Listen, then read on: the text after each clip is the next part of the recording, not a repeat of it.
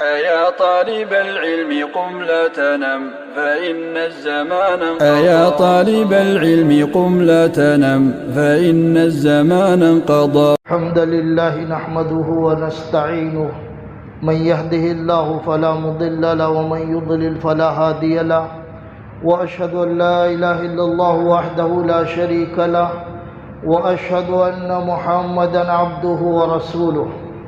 أما بعد فإن خير الحديث كتاب الله وخير الهدي هدي محمد صلى الله عليه وسلم وشر الأمور محدثاتها وكل محدثة بدعة وكل بدعة ضلالة وكل ضلالة في النار. يا أيها الذين آمنوا اتقوا الله حق تقاته ولا تموتن إلا وأنتم مسلمون. يا أيها الناس اتقوا ربكم الذي خلقكم من نفس واحدة وخلق منها زوجها وبث منهما رجالا كثيرا ونساء واتقوا الله الذي تساءلون به والأرحام إن الله كان عليكم رقيبا. يا أيها الذين آمنوا اتقوا الله وقولوا قولا سديدا يصلح لكم أعمالكم ويغفر لكم ذنوبكم ومن يطع الله ورسوله فقد فاز فوزا عظيما. أعوذ بالله السميع العليم من الشيطان الرجيم من همزه ونفخه ونفثه. بسم الله الرحمن الرحيم. وَلَقَدْ خَلَقْنَا الْإِنسَانَ وَنَعْلَمُ مَا تُوَسْوِسُ بِهِ نَفْسُهُ وَنَحْنُ أَقْرَبُ إِلَيْهِ مِنْ حَبْلِ الْوَرِيدِ إِذْ يَتَلَقَّى الْمُتَلَقِّيَانِ عَنِ الْيَمِينِ وَعَنِ الشِّمَالِ قَعِيدٌ ما يلفظ من قول إلا لديه رقيب عتيد. وقال تعالى في موضع آخر بسم الله الرحمن الرحيم وسابقوا إلى مغفرة من ربكم وجنة عرضها كعرض السماء والأرض أعدت للذين آمنوا بالله ورسله ذلك فضل الله يؤتيه من يشاء والله ذو الفضل العظيم. اللہ تبارک و تعالی کے لیے ہر قسم کی حمد و ثنا ہے جس نے یہ عظیم ترین کائنات بنائی ہے. اس میں بے شمار مخلوق پیدا فرمائی اور اس مخلوق میں ہم کو سب سے بہتر، سب سے اشرف اور سب سے زیادہ سمجھدار بنایا. اس اللہ کی تعریف کے بعد اس کے نبی آخر محمد رسول اللہ صلی اللہ علیہ وسلم پر درود و سلام ہو. اللہم صلی علی محمد وعلی آل محمد کما صلیت علی ابراہیم وعلی آل ابراہیم انک حمید مجید. اللہم بارک علی محمد وعلی آل محمد کما بارکت علی ابراہیم وعلی آل ابراہیم انک حمید مجید. حضرات، اللہ تبارک و تعالی نے ہم انسانوں کو اشرف المخلوق بنایا ہے اور اس میں بھی جو اہل ایمان ہیں،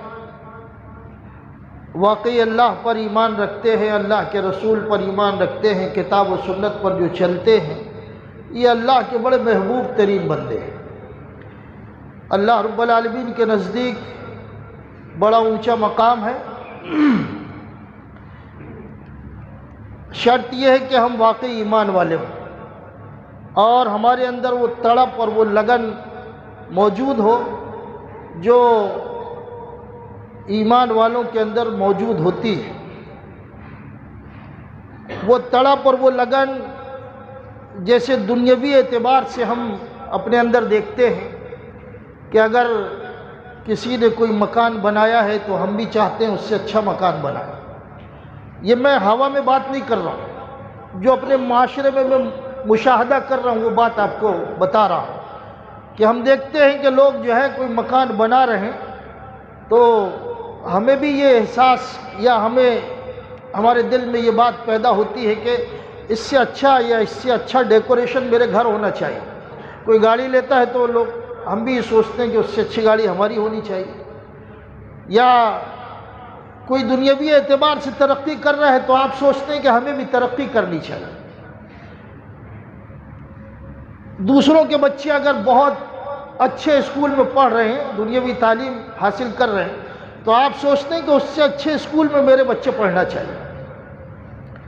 دنیاوی اعتبار سے ہماری زندگی کے اندر ہم یہ دیکھتے ہیں، ہم مسلمانوں کی بات کرتے ہیں کہ ہم لوگ ایک دوسرے سے آگے بڑھنے کی ہر ممکن کوشش کرتے ہیں، اور اسی مسابقے میں اور اسی جد و جہد میں ہماری زندگی گزر رہی ہے. میں اپنے آپ سے بھی اور آپ جتنے بھی لوگ ہیں سب سے یہ سوال کرتا ہوں کہ کبھی زندگی میں آپ کے یہ احساس پیدا ہوا کہ فلاں آدمی نے فلاں غریب کی مدد کی تو مجھے اس سے بڑی کرنی چاہیے؟ کبھی احساس پیدا ہوا آپ کے اندر؟ یا فلاں آدمی نے کوئی اچھا کام کیا تو اس سے اچھا کام مجھے کرنا چاہیے؟ یا فلاں آدمی نے کوئی خیر کا کام کیا تو اس سے اچھا مجھے کرنا چاہیے؟ یہ کبھی احساس پیدا؟ میں تو سمجھتا ہوں کہ شاید ہی آج کے مسلمانوں میں کوئی ایسا موجود ہو. ایسا نام کے لیے، صرف کھانا پورتی کے لیے ہم دین کے کام کر رہے ہیں، جو بھی کر رہے ہیں کھانا پورتی کے لیے، لیکن وہ جذبہ خیر جو مسابقے کا ہونا چاہیے، جو دل و دماغ کے اندر بات ہونی چاہیے اہل ایمان کے اندر کہ خیر کے کاموں میں ہم ایک دوسرے سے آگے بڑھیں اور مسابقہ کریں. حال تو یہ ہے کہ اگر کوئی آدمی اچھا کام کرتا ہے تو اس پر بھی تنقید سے ہم نہیں چوکتے. اتنے بے غیرت ہیں ہم، اتنے بے غیرت ہیں کہ اگر کوئی آدمی ہمارے معاشرے میں اچھا کام کر رہا ہے، یا نمازی ہے، متقی و پرہیزگار ہے، یا کوئی اچھے کام دنیاوی دینی اعتبار سے وہ کر رہا ہے، تو ہم اس کو تنقید کا نشانہ بنا لیتے ہیں. اتنے بے غیرت ہیں دینی اعتبار سے. جذبہ خیر تو ہمارے اندر پیدا ہو بہت دور کی بات ہے. یہ بات شاید کڑوی ہو یا لوگوں کو بری لگے، لیکن میں یہ سمجھتا ہوں کہ یہ 100% بات صحیح ہے کہ ہم خیر کے کام کے کرنے والوں پر تنقید کرتے ہیں، اور دنیاوی اعتبار سے جو لوگ مسابقہ کر رہے ہیں ہم ان کی تعریف کرتے ہیں، ان کے نقش قدم پر چلنے کی کوشش کرتے ہیں. یہ بے غیرتی ہے دینی اعتبار سے ہمارے اندر. اور اگر کبھی کوئی ایسے نیک کام کی دعوت دی جائے، بھلائی کے کاموں کی کوئی دعوت دی جائے، تو آپ دنیاوی چیزوں کو ترجیح دیں گے، دنیاوی دعوتوں کو ترجیح دیں گے، اور دینی کاموں کی جو ترجیح ہے، خیر کے کاموں کی ترجیح ہے، اس کو بالائے طاق رکھ دیں. یہ ہماری دینی غیرت اور حمیت کا عالم ہے. تو میرے بھائیوں، اپنے مزاج کو بناؤ، زندگی میں اپنا مزاج ایسا بناؤ کہ یہ جو دین جس کو قبول کیا ہے یہ صرف نام تک نہ رہ جائے آپ کا، صرف نام تک کہ آپ مسلمان ہیں. اپنی زندگی میں کوئی ایسا کام کرو کہ اللہ کی بارگاہ میں کہہ سکو کہ اللہ رب العالمین، میں نے یہ کام، دینی کام، یہ تیری رضا کا کام دوسروں سے آگے بڑھ کر کیا تھا، اس کام کو قبول کر کے مجھے جنت دے دے. ایسا کوئی کام اپنی زندگی کے اندر کرو. اللہ رب العالمین فرماتا ہے وَسَابِقُوا إِلَى مَغْفِرَةٍ مِّن رَبِّكُمْ وَجَنَّةٍ عَرْضُهَا كَعَرْضِ السَّمَاءِ وَالْأَرْضِ. سورہ حدید کی آیتیں ہیں. اللہ فرماتا ہے کہ بڑھو، دوڑو، آگے بڑھو، ایک دوسرے سے مسابقہ کرو. مسابقہ کرو. مسابقہ کہتے ہیں نا، آپ 10 لوگوں کو ہم کھڑا کرتے ہیں اور کھڑا کرنے کے بعد ہم دوڑ لگواتے ہیں، تو ہر ایک آدمی چاہتا ہے کہ میں بازو والے سے، اپنے ساتھی سے آگے بڑھ جاؤں، میرا نام پہلا ہو، پھر میرا نام جو ہے سب سے آگے ہو. تو اس کو ہم مسابقہ کہتے ہیں ہماری زبان میں. تو اللہ نے فرمایا سابقو، بڑھو، مسابقہ کرو، اپنے معاشرے کے اور اپنے ساتھ جینے والے لوگوں سے دینی کاموں میں آگے بڑھنے کی کوشش کرو. دینی کاموں، بریانی، حلوہ، پوری، دنیاوی دعوت، دنیاوی زیب و زیرہ آسائش، دنیاوی امور، دنیاوی معاملات، یہ لباس، یہ جوتے چپل، یہ گاڑی، یہ چشمہ، یہ گھڑی، یہ لوگوں سے اچھی ہو، یہ تصور اور یہ مزاج نہ ہو آپ کا. یہ مزاج نہ ہو، یہ اللہ کیا کوئی معنی نہیں رکھتا، بلکہ آپ کا دین جو ہے وہ کس اعتبار کا ہے، اور آپ کے اندر دوسروں کے مقابلے میں دینی مسابقہ کتنا ہے وہ دیکھنا چاہتا ہے اللہ تعالیٰ. اور اسی کا مطالبہ کیا اللہ نے، وَسَابِقُوا إِلَى مَغْفِرَةٍ مِّن رَبِّكُمْ. دوڑو، اللہ کہتا دوڑو اللہ کی مغفرت کی طرف اور اللہ کی جنت کی طرف، جس جنت کی وسعت آسمانوں اور زمینوں کے برابر ہے. اور اللہ نے یہ جنت جو ہے ایمان والوں کے لیے بنائی ہے، اعدت للذین آمنوا باللہ ورسولہ، اللہ اور اس کے رسول پر ایمان لانے والوں کے لیے جنت بنائی ہے۔ یہ اللہ کا فضل ہے، جس کو چاہتا ہے اللہ تبارک و تعالی نوازتا ہے۔ اور دوسری آیت میں اللہ نے فرمایا وَسَارِعُوا إِلَىٰ مَغْفِرَةٍ مِّن رَبِّكُمْ وَجَنَّةٍ عَرْضُهَا السَّمَاوَاتُ وَالْأَرْضُ أُعِدَّتْ لِلْمُتَّقِينَ۔ اللہ فرماتا ہے دوڑو، مسابقہ کرو، اور دینی اعتبار سے جنت کے حصول کے لیے اور اللہ کی مغفرت کے لیے ایک دوسرے سے آگے بڑھنے کی کوشش کرو۔ یہ سورہ آل عمران کی آیت ہے، اس میں اللہ نے فرمایا کہ مزاج بناؤ اپنا کہ ہم دوسروں کے مقابلے میں دینی اعتبار سے کیسے آگے بڑھیں، اللہ کی مغفرت کیسے حاصل ہو، اللہ کی جنت کیسے حاصل ہو، جس جنت کو اللہ نے اپنے متقی بندوں کے لیے بنایا ہے۔ یہ اللہ کا مطالبہ ہے اپنے بندوں سے کہ دوڑو، کم سے کم ایسا تو مزاج بناؤ کہ دینی امور میں، دینی کاموں میں فلاں سے میں آگے رہوں، فلاں سے آگے بڑھ جاؤں، میری اولاد فلاں سے آگے رہے، میرے گھر والے فلاں سے آگے رہے۔ یہ مزاج بناؤ، اور اگر یہ مزاج ہے تو واقعی آپ کے اندر دینی رونق باقی ہے۔ اور یہ مزاج نہیں ہے، اگر یہ مزاج نہیں ہے، جیسے کہ آج کل لوگوں کا مزاج ہے کہ دینی نقطہ نظر سے جن لوگوں نے سوچا اور جس پر کام کرنا شروع کیا تو فوراً اس کو تنقید کا نشانہ بناتے، اتنے بے غیرت دینی اعتبار سے کہ مسابقے کی بات تو بہت دور کی، ویسا مزاج تو بہت دور کی بات، بلکہ ہم لوگوں پر تنقید کرنے لگتے ہیں اور دینی رجحان رکھنے والے، دینی مزاج رکھنے والے لوگوں کو تنقید کا نشانہ بناتے ہیں۔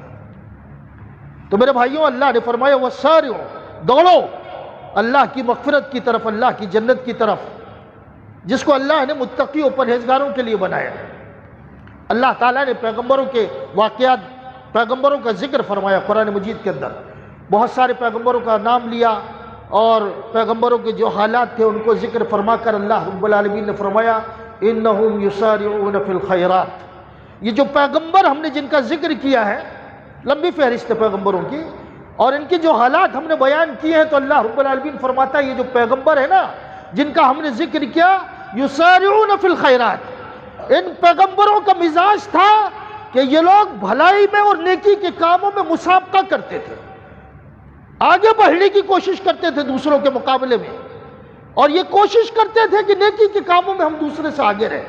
یہ مزاج تھا ہمارے پیغمبروں کا، اور وہ پیغمبروں کے واقعات کو اللہ رب العالمین نے ہمارے سامنے بیان کیا۔ وَلِكُلٍّ وِجْهَةٌ هُوَ مُوَلِّيهَا فَاسْتَبِقُوا الْخَيْرَاتِ۔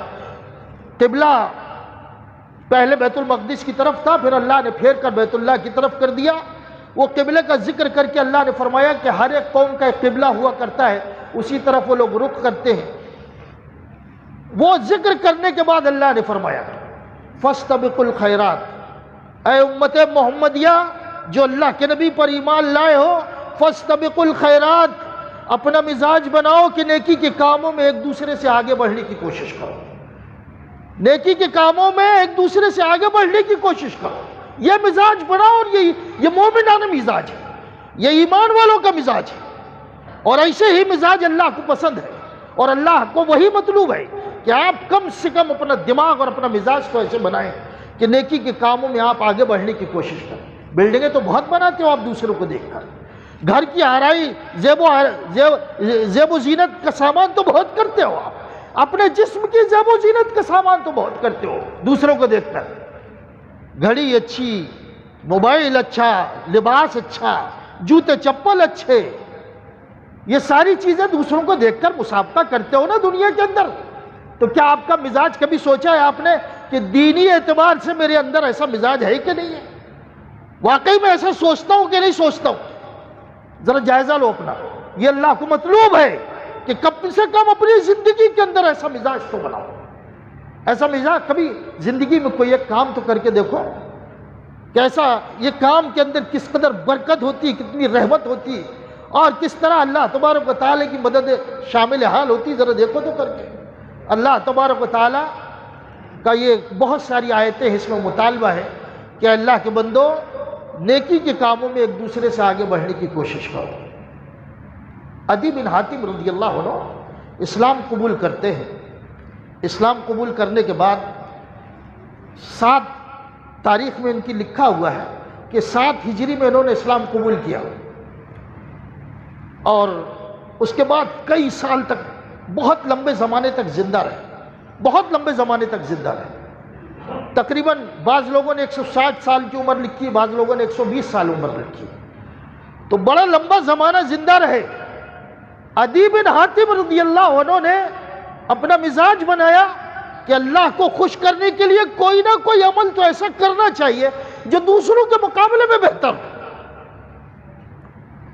تو وہ اپنی زندگی کے تعلق سے کہتے ہیں کہ میں نے جب اسلام قبول کیا تو میں نے اسلام قبول کرنے کے بعد جب بھی نماز کا وقت ہوا تو کبھی میری زندگی میں اسلام قبول کرنے کے بعد ایسا نہیں ہوا کہ نماز کا وقت ہوا ہو اور میرا وضو نہ ہو،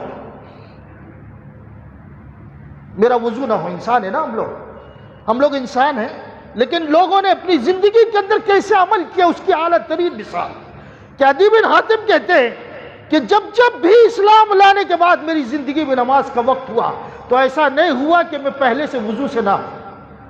میں نے زندگی میں ہمیشہ یہ کوشش کی کہ میں ہمیشہ وضو سے رہوں، اور جب بھی اللہ کی بارگاہ میں کھڑے ہونے کے لیے ندا دی گئی تو میرا یہ عالم تھا کہ میں باوضو رہا، اور ہمیشہ میں یہ اشتیاق میں رہتا تھا کہ کب اذان ہو اور میں اللہ کی بارگاہ میں پہنچ کر نماز ادا کروں، اور پہلے سے میں باوضو رہا کرتا تھا۔ کبھی ایسا نہیں ہوا کہ اذان ہوئی ہو اور میرا وضو نہ ہو۔ یہ ہے ہمارے اسلاف کی مثال، اعلیٰ ترین مثال کہ ایک لمبی زندگی گزاری لیکن ایک مزاج بنایا کہ دوسروں کے مقابلے میں کوئی تو عمل ہونا چاہیے جو اللہ کی بارگاہ میں پیش کر سکے۔ اللہ تبارک و تعالی نے آیت اتاری، من ذا الذی یقرض اللہ قرضا حسنا فیضاعفہ له اضعافا کثیرا۔ کون ہے جو اللہ کو قرض حسن دے گا؟ اللہ کو قرض حسن کون دے گا؟ یہ آیت نازل ہوئی تو اللہ کے نبی صلی اللہ علیہ وسلم کے پاس ابو الدہدہ رضی اللہ عنہ آئے، کہا اللہ کے رسول ان اللہ لیرید قرضا، اللہ تعالی ہم سے قرض چاہتا ہے۔ تو اللہ کے نبی نے کہا ہاں، اللہ تبارک و تعالی قرض حسن چاہتا ہے۔ اللہ رب العالمین چاہتا ہے کہ اللہ کے راستے میں لوگ قرض حسن دیں، قرض دے اللہ تبارک و تعالی کو۔ تو اللہ کے نبی صلی اللہ علیہ وسلم کے اللہ کے نبی سے کہا، اللہ کے نبی ہاتھ بڑھائیے۔ اللہ کے نبی صلی اللہ علیہ وسلم نے ہاتھ بڑھایا، ہاتھ پہ ہاتھ رکھا اور کہا اللہ کے رسول، یہ اللہ نے جو قرآن میں آیت فرمائی ہے کہ اللہ کو قرض حسن دو، تو اللہ کے اس فرمان پر عمل بجا لاتے ہوئے میں اللہ کے رسول آپ سے ہاتھ پر ہاتھ رکھ کر یہ بات عرض کرتا ہوں کہ میرا جو باغ ہے وہ باغ میں اللہ کے راستے میں قرض حسن دیتا ہوں، اللہ کو قرض دیتا ہوں، اللہ کو قرض دیتا ہوں۔ اور وہ جو باغ تھا 600 کھجور کے درخت تھے، اس کے اندر 600 کھجور کے درخت تھے، اس باغ کے اندر بیوی اور بچے موجود تھے۔ تو کہا اللہ کے نبی یہ باغ میں اللہ کو قرض دینا چاہتا ہوں تاکہ اللہ کیا کوئی تو عمل پیش کر سکوں۔ اللہ کے نبی کے ہاتھ پر ہاتھ رکھ کر باغ اللہ کے نبی کو دے دیا 600 درخت والا، اور آواز لگائی۔ ام الدہدہ جو ان کی ابو دہدہ کی بیوی تھی ان کو آواز لگایا، اپنی بیوی کو خطاب کرتے ہوئے کہا کہ یہ جو باغ ہے جس کے اندر تم ہو، یہ باغ میں نے اللہ کو قرض دے دیا ہے، یہ باغ میں نے اللہ کو قرض دے دیا، نکل جاؤ اس سے۔ تو بیوی نے کہا آپ نے اللہ سے بہت بہترین سودا کیا ہے، بہت بہترین۔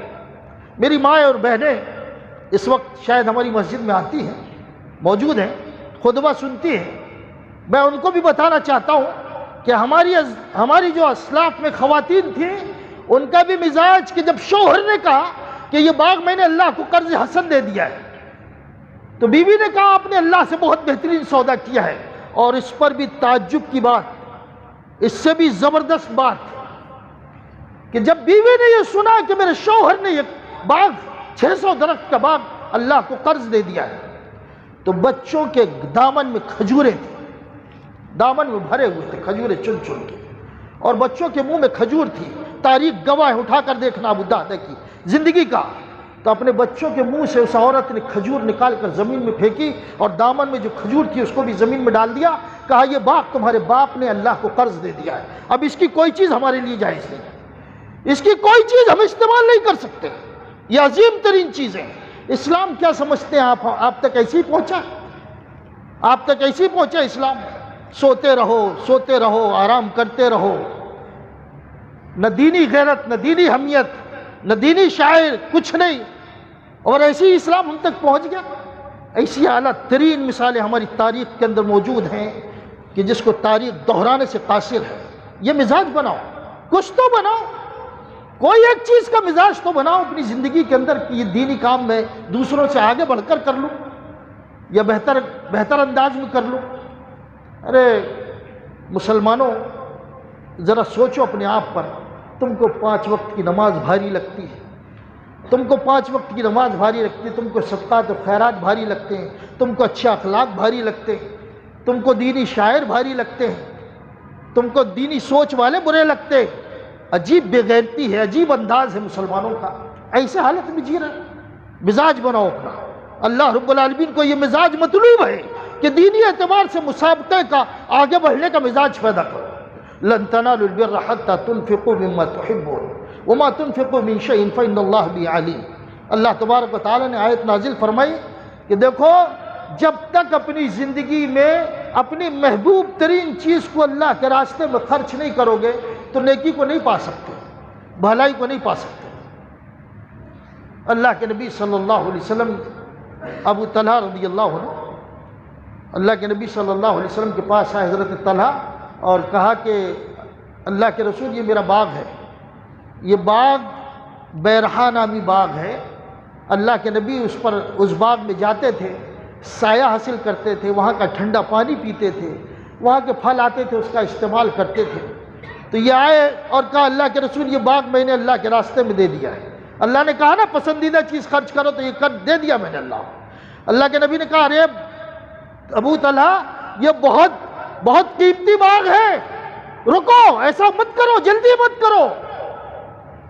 رحمت عالم صلی اللہ علیہ وسلم روک رہے اپنے صحابی کو، اور وہ کہہ رہے اللہ کے رسول میں نے اللہ کے راستے میں دے دیا ہے، کیونکہ اللہ کو پسندیدہ چیز خرچ کرنا محبوب ہے، پسندیدہ ہے، تو میں نے یہ دے دیا اللہ کو۔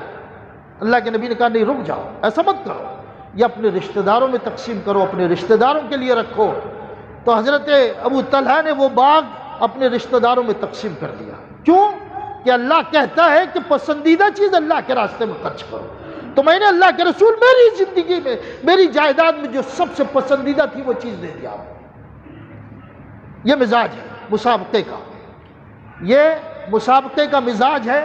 یہی مزاج کہ اپنی زندگی میں دینی اعتبار سے کوئی تو کام کرو دوسروں کے مقابلے میں جو اللہ کو پسند آ جائے، ایسی کوئی چیز تو کرو، ایسا مزاج تو بناؤ، ایسا مزاج تو بناؤ۔ میں یعنی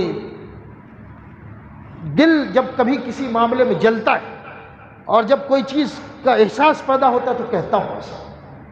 ابھی پچھلے ہفتے غالباً پیر کے دن ہم نے پروگرام رکھا تھا، علماء کرام نے، کہ نوجوانوں کو کچھ چیز سمجھائی جائے، نوجوانوں کو کچھ چیز سمجھائی جائے۔ یہ میری نگاہوں نے دیکھی کہ ہم لوگ جو ہے دینی جو پروگرام تھا اس کو ہم نے بالائے طاق رکھ دیا۔ دینی پروگرام، ہمارے یہ محلے کے بچے، ہمارے ٹگا محلے کے بچے دینی پروگرام کو بالائے طاق رکھ دیا اور دنیاوی پروگرام کو ترجیح دی۔ کچھ علماء ہیں شہر کے اندر جو دینی غیرت اور حمیت رکھتے ہیں، وہ چاہتے ہیں کہ نوجوانوں کے اندر اصلاح پیدا کی جائے، کچھ صحیح راستہ ان کو دکھایا جائے۔ بہت سارے گروہ اور جماعتیں اور تنظیمیں یہاں پیدا ہو گئی ہیں جو لڑکوں کو گمراہ کر رہی ہیں، تو علماء چاہتے ہیں کہ کچھ سیدھی راہ پر ان کو لایا جائے۔ تو لوگ جو ہمارے نوجوان ہیں وہ دنیاوی پروگرام کو ترجیح دیتے ہیں دینی پروگرام کے طرف۔ بہت ہی مختصر لڑکے اس دینی پروگرام میں شریک ہوئے۔ یہ مزاج بھی اگر نہیں ہے تو کتنے بے غیرت ہوتا ہے کہ تمہارے علماء چاہتے ہیں اور تمہارے کچھ لوگ چاہتے ہیں کہ تمہارا مزاج بنائے دینی، اور تم دنیا کو ترجیح دیتے ہیں۔ کچھ تو غیرت پیدا کرو اپنے اندر، کچھ تو دینی حمیت پیدا کرو اپنے اندر، اور اللہ رب العالمین چاہتا ہے کہ دینی غیرت تمہارے اندر پیدا ہو، دینی حمیت تمہارے اندر پیدا ہو۔ یہ اللہ کو مطلوب ہے۔ صحابہ کرام کی جماعت اللہ کے نبی صلی اللہ علیہ وسلم کی، اللہ کے نبی صلی اللہ علیہ وسلم سے اسی معاملے میں سوالات کرتے رہتے تھے اور ان کے اندر بڑا احساس تھا اس تعلق سے، بہت احساس رکھتے رہے۔ ایک جماعت اللہ کے نبی صلی اللہ علیہ وسلم کی خدمت میں حاضر ہوئی، کہا اللہ کے رسول ہم غریب ہیں۔ احساس دیکھو لوگوں کا کیسا رہتا تھا، ہم غریب ہیں اللہ کے رسول، اور ہمارے ساتھ جو دیگر صحابہ ہیں اس میں بہت سارے لوگ مالدار ہیں، بہت سارے لوگ مالدار ہیں. اب وہ بھی نماز پڑھتے 5 وقتہ، ہم بھی نماز پڑھتے، تہجد وہ بھی پڑھتے ہم بھی پڑھتے، روزے وہ بھی رکھتے ہم بھی رکھتے. مزاج بتا رہا ہوں، مزاج بتا رہا ہوں، ہمارا مزاج ایسا نہیں. ہمارا بہت مشکل سے بڑی بھاری پڑتی ہے 5 وقتہ نماز بھی بہت چند لوگ ہیں، چند لوگ، اور دیگر کام بھی بہت گنے چنے لوگ ہیں. اللہ حفاظت فرمائے اور دوسروں کو بھی توفیق دے. تو صحابہ نے کہا اللہ کے رسول، امیر صحابہ ہمارے ساتھ زندگی گزارتے ہیں، ہم نماز پڑھتے ہیں وہ بھی پڑھتے ہیں، ہم روزہ رکھتے ہیں وہ بھی رکھتے ہیں. اللہ کے راستے میں جہاد کا معاملہ جب آتا ہے تو جہاد میں ہم بھی شریک ہوتے ہیں وہ بھی شریک ہوتے ہیں، لیکن ان کو ہم سے زیادہ ثواب ملتا ہے. کس وجہ سے؟ کہ وہ لوگ امیر ہیں اور اللہ کے راستے میں خرچ کرتے ہیں، اور جہاد کا موقع آتا ہے تو اس میں بھی خرچ کرتے ہیں. مزاج دیکھو کتنا احساس ہے، احساس دوسروں کے مقابلے میں نیکی کا کتنا ہے صحابہ کو، کہ اللہ کے رسول ساری نیکیاں تو برابر ہیں لیکن یہ مالدار ہے اور یہ اللہ کے راستے میں خیر و خیرات کرتے ہیں اللہ کے رسول، اور یہ اللہ کے راستے میں جہاد کے لیے پیسہ لگاتے ہیں، تو اس اعتبار سے ہم سے نیکی میں یہ آگے بڑھ جاتے ہیں. ہے مزاج ایسا؟ کبھی سوچے ہو اس انداز میں؟ کبھی ایسا مزاج دیکھا، بنایا اپنا؟ یا کبھی اپنے معاشرے میں ایسا کوئی غیرت مند دیکھا؟ خالی ہے معاشرہ، خالی ہے. تو اللہ کے نبی صلی اللہ علیہ وسلم نے کہا کہ میں تم کو کیسا بہترین عمل بتاتا ہوں کہ تم ان سے ثواب میں آگے بڑھ جاؤ. تو اللہ کے نبی صلی اللہ علیہ وسلم فرمایا کہ جب بھی نماز ادا کرو تو 33 مرتبہ سبحان اللہ، 33 مرتبہ الحمدللہ، 33 مرتبہ اللہ اکبر کہو، اللہ اکبر کہو. یہ جو جملے جو ہم نماز کے بعد یہ کہتے ہیں، پھر اس کے بعد لا الہ الا اللہ وحدہ لا شریک لہ لہ الملک و لہ الحمد وهو علی کل شیء قدیر کہو، 100 مرتبہ پورے ہو جائیں گے. تو اللہ کے نبی نے فرمایا کہ وہ جہاد میں حصہ لینے والے لوگ پیسے کے اعتبار سے اور دنیاوی راستوں میں خرچ، نیکی کے راستوں میں خرچ کرنے والے لوگ، جتنا ثواب ان کو ملتا ہے اس سے زیادہ تم کو ملے گا. صحابہ عمل کرنے لگے خوشی خوشی کہ یہ امیر لوگوں سے زیادہ ثواب ہم کو ملے گا. اب یہ عمل پھیل گیا، سارے لوگوں کو معلوم ہوا، تو پھر اللہ کے نبی کی خدمت میں آئے صحابہ اور کہا اللہ کے رسول یہ عمل جو آپ نے بتایا تو سب کو معلوم ہو گیا، اور وہ بھی عمل کرنے لگے اور پھر ہم سے ثواب میں بڑھ گئے. تو اللہ کے نبی صلی اللہ علیہ وسلم فرمایا ذالک فضل یؤتیہ من یشاء، یہ اللہ کا فضل ہے، اللہ کا فضل ہے، اللہ کی تقسیم ہے، یہ اللہ رب العالمین کا فضل ہے، جس کو چاہتا ہے دیتا اللہ تبارک و تعالیٰ. تم عمل کرتے رہو، تمہاری نیت کے مطابق تم کو نیکی ملے گی، ان کے عمل کے مطابق، ان کی نیت کے مطابق ان کو نیکی ملے گی. تو یہ صحابہ کا احساس تھا کہ دینی امور میں دوسرے ہم سے کیسے بڑھے، ہم بھی ان سے آگے بڑھیں. وہ مزاج اللہ تعالیٰ چاہتا ہے ہم سے، اور یہ امت مسلمہ سے مطلوب ہے کہ اپنی زندگی میں ایسا مزاج بناؤ اور کوئی تو ایسا کام کرو کہ دوسرے کے مقابلے میں تم نیکی کے تعلق سے نمایاں. بہت اچھا تو کرتے ہو، اپنے باپ سے کہتے ہو کہ فلاں نے جو ہے وہ فلاں گاڑی لی ہے تو وہ گاڑی اس سے اچھی میری ہونی چاہیے. تو نوجوانوں مطالبہ کرتے ہو نا، لباس فلاں نے ایسا لیا تو ایسا، شادی میں اس نے یہ سوٹ سلایا تھا تو اس سے اچھا میرے ہاں کی ہونا چاہیے. ہے نا مزاج نوجوانوں؟ کبھی ایسا سوچا ہے کہ کوئی آدمی کوئی نیکی کا کام کر رہے تو اس سے اچھا میرا ہونا چاہیے؟ کبھی سوچا ایسا زندگی میں؟ کبھی مزاج بنایا ایسا؟ کبھی یہ انداز ہے سوچنے کا؟ سوچو تو کم سے کم ایسا مزاج تو بناؤ. اور یہی مطلوب ہے اللہ، ایسا مزاج بناؤ کہ میں فلاں سے آگے بڑھوں نیکی میں. دنیاوی اعتبار سے بہت مسابقہ کر لیا ہم نے اور کرتے ہیں، وہ مطلوب نہیں ہے اللہ، وہ آپ کا معاملہ ہے. اللہ کو مطلوب یہ ہے کہ دینی اعتبار سے آگے بڑھنے کا ایک دوسرے سے ایسا مزاج بناؤ، اور ایسا سچا مزاج بناؤ کہ وعدہ اللہ کو پسند آ جائے، ایسا سچا مزاج کہ وہ اللہ کو پسند آ جائے. عامر بن عبداللہ بن زبیر رضی اللہ عنہ بڑے مشہور تابعی ہیں. عبداللہ بن زبیر بڑے مشہور صحابی ہیں، حضرت زبیر بڑے مشہور صحابی ہیں. تو حضرت زبیر کے پوتے عبداللہ کے بیٹے عامر مشہور تابعی ہیں. زندگی میں کبھی بھی جماعت سے نماز نہیں چھوٹتی تھی، اہتمام کرتے تھے اپنی زندگی. موت کا فرشتہ قریب ہے، جھانکنے کا عالم ہے، جھانکنے کا عالم ہے، اور روح نکلنے والی ہے۔ مغرب کی اذان ہوئی،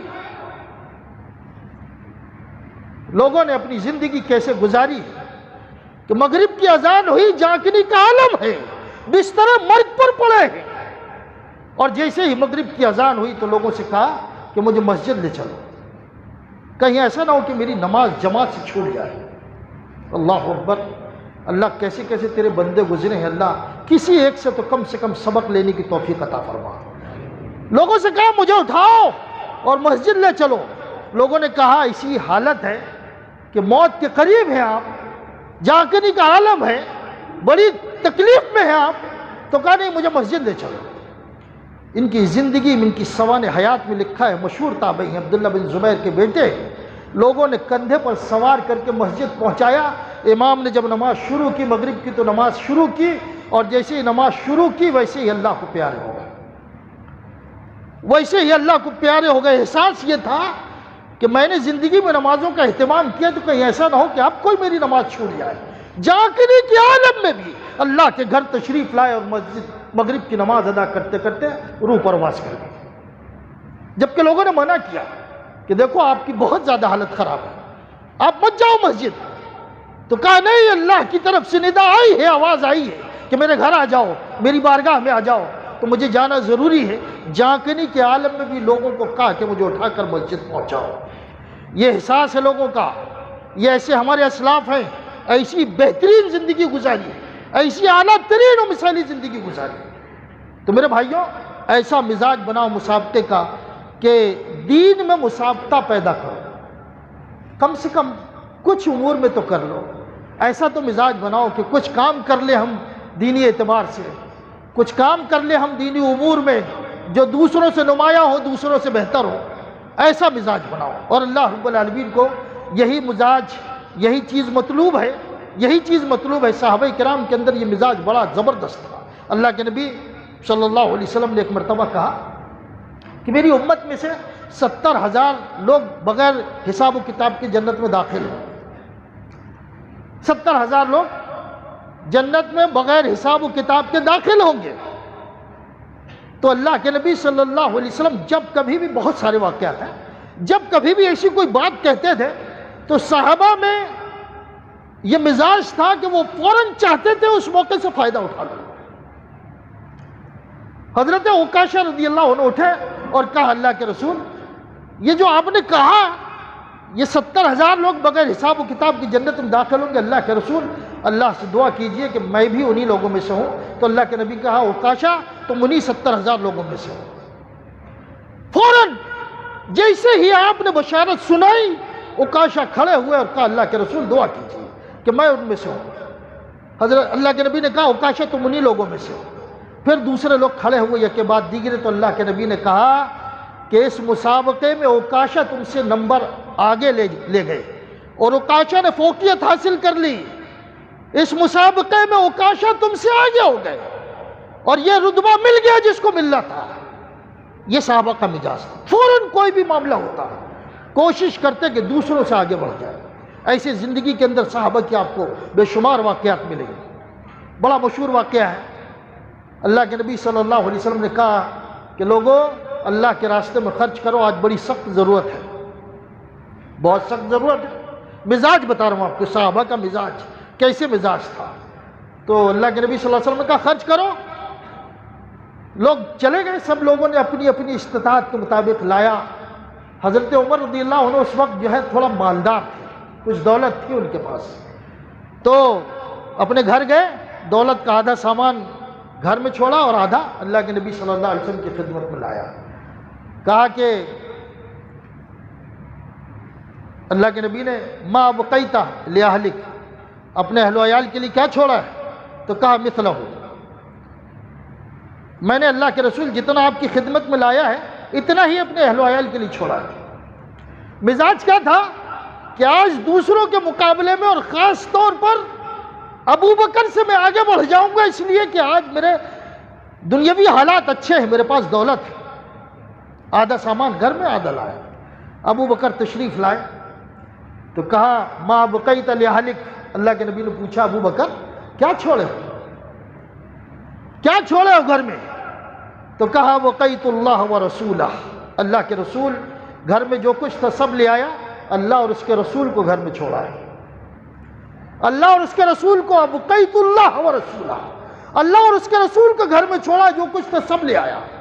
حضرت عمر نے جب یہ جملے سنے تو بے ساختہ اپنی زبان سے کہا کہ لا اسابقک، اے ابو بکر میں نے زندگی میں ہمیشہ کوشش کی کہ تم سے نیکی میں آگے بڑھ جاؤں، لیکن مجھے اب یہ یقین ہو گیا کہ میں اپنی زندگی میں نیکی کے معاملے میں تم سے کبھی آگے نہیں بڑھ سکتا، کبھی آگے نہیں بڑھ سکتا۔ یہ مزاج دیکھو صحابہ کا، کوشش کرتے تھے کہ فلاں سے نیکی کے کاموں میں آگے بڑھو۔ تو میرے بھائیوں یہ مزاج اللہ کو مطلوب ہے، اور اسی مزاج نے، ہمارے اسلاف کے اسی مزاج نے دین کو ہم تک پہنچایا ہے، اور اسی اعلیٰ ترین مثال ہماری تاریخ کے اندر موجود ہیں۔ بے غیرت مت بنو دینی اعتبار سے، غیرت مند بنو اور مزاج بناؤ ایسا کہ کم سے کم نیکی کا مزاج اپنے اندر پیدا ہو، اور یہ مزاج کہ اللہ نے جو ہم سے مطالبہ کیا ہے کہ نیکی کے راستوں میں آگے بڑھو، بھلائی کے راستوں میں آگے بڑھو، دوسروں سے مسابقہ کرو خیر کے معاملے میں، یہ مزاج جو اللہ نے جو مطالبہ کیا ہے، کم سے کم اپنی زندگی میں کچھ کام ایسے کرو کہ اللہ کو کہہ سکو کہ اللہ میں نے فلاں کے مقابلے میں یہ نیک کام کیا ہے۔ اللہ سے دعا ہے کہ اللہ رب العالمین نیکی میں ہم کو مسابقہ کرنے کی توفیق عطا فرما، اے اللہ نیکی میں ایک دوسرے سے آگے بڑھنے کی ہمیں توفیق عطا فرما، اور اللہ ان نیکیوں کو تو ہم سے قبول فرما۔ آمین۔ وآخر دعوانا الحمدللہ رب العالمین۔